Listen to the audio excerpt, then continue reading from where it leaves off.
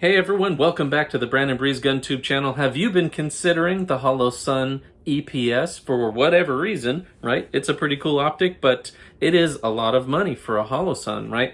If you've been considering this optic, you're going to want to watch this video, right? So what is the intended platform for this optic? It's kind of weird, right? Because it's an RMSC pattern, but it's a full-size optic. So that puts it kind of in a weird space because there are not a whole lot of ready-to-go options for RMSC cut slides in a full-size pistol, right? So you have to do some kind of weird stuff for some platforms to be able to get that on there. So this is a Glock 34 with the MOS slide.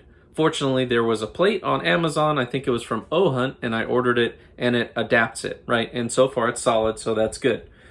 Intended platforms are full-size guns. Obviously, you could still put this on, say, a Glock 34 or 43, excuse me, or something like that, right? But it would overhang quite a bit because it already overhangs a good bit on the Glock 34, which is a full-size 9mm, right?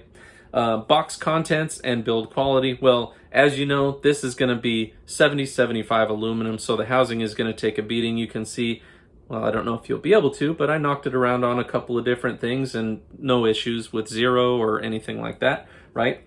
Mounting in Fitment, it fits pretty well on there. You know, I'd love if it was direct mounted, but that's, you know, not going to be the case on the MOS system. That's not how it was made. Reticle options and user interface. So all you've got is these buttons right over here, and then you've got the solar panel on top. There's a couple of different modes, and of course reticles. You have the dot, the circle, and the circle with the dot, right? And on top of that, you can put it on auto mode so that it has auto brightness and goes up and down. You can put it on fixed to where you set it and forget it and you lock it in and you can't press the buttons to change it, right? Or if you want, you can put it on manual mode and change it as necessary. That seems to be the easiest way to go because there's so many different situations I've ran into where this won't be bright enough or something like that for the situation that you're in. So manual mode is a little bit easier from that perspective, right? So what we're going to do is we're going to watch some shooting footage of this guy and then we're going to get back to it at the end and we'll have our further discussion.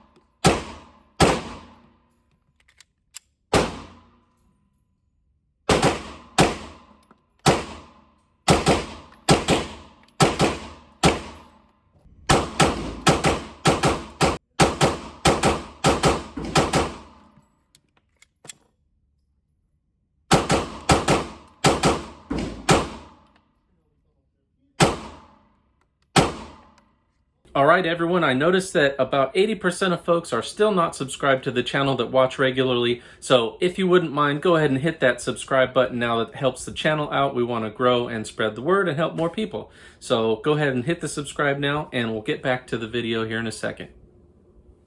All right, everyone, welcome back. What did you think of the shooting footage? Nothing to see there. Everything was great. It all worked good. The screws that came with it were the right size for this particular mount, so that was nice, right? Battery life on this is roughly 50,000 hours, of course, at whatever certain setting that they say. Brightness and visibility, didn't have any issues with that, but like I said, I had to put it on manual mode because there are certain instances, like if you're indoors and you're looking outdoors, it's gonna be adjusted based on the light where you're at, not where you're looking. So then, it could be incredibly dim, but you won't be able to see the reticle as a result, right?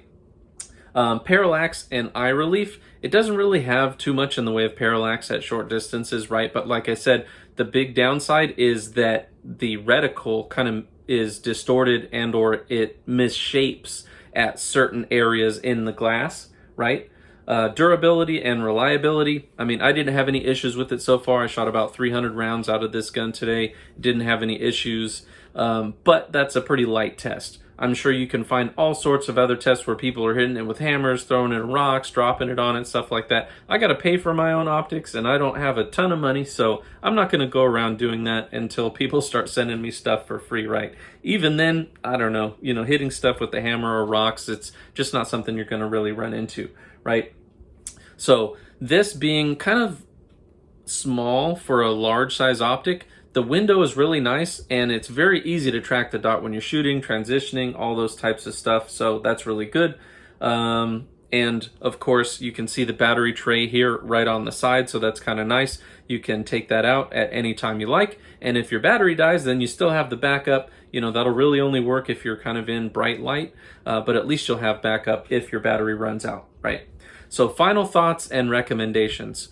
So my final thoughts are, it's a great optic. It's kind of expensive for what it is. I mean, Holosun used to come in, like Ohhunt, right? and be dirt cheap, right? But those days are gone. Holosun has kind of built up its reputation. They've made things more durable, etc., right? So it's kind of expensive, but it's still a really fantastic deal because it's probably going to last because it has that reputation now, right?